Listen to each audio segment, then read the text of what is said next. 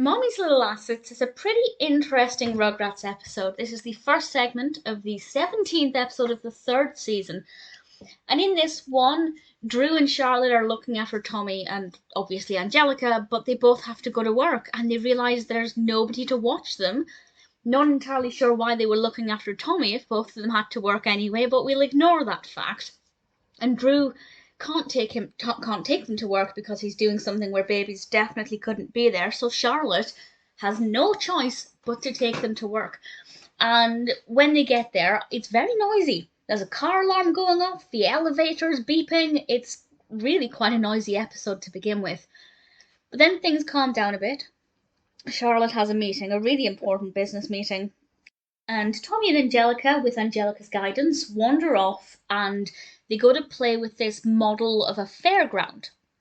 And Angelica's obviously having a lot of fun with this, but ends up causing some problems. And I won't say any more than that. To be honest, it's not the most in-depth narrative. Not much happens. It is literally, they realise there's nobody to watch the children. They go to work with Charlotte. They wander off and Angelica causes this one problem. Quite an expensive problem, but just one thing. And that's basically all that happens. And recounting that, it seems like it's impossible for that to fit an entire segment, but it does. And I think because we're not used to seeing Charlotte at work, it's a little bit different. We get to meet Jonathan. Jonathan has a face, so that was definitely...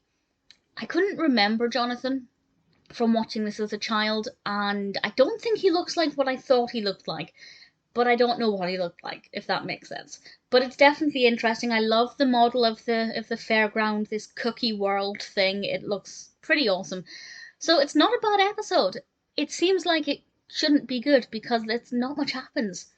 But it was not too bad. It's never going to be a personal favourite. I don't remember it from my childhood.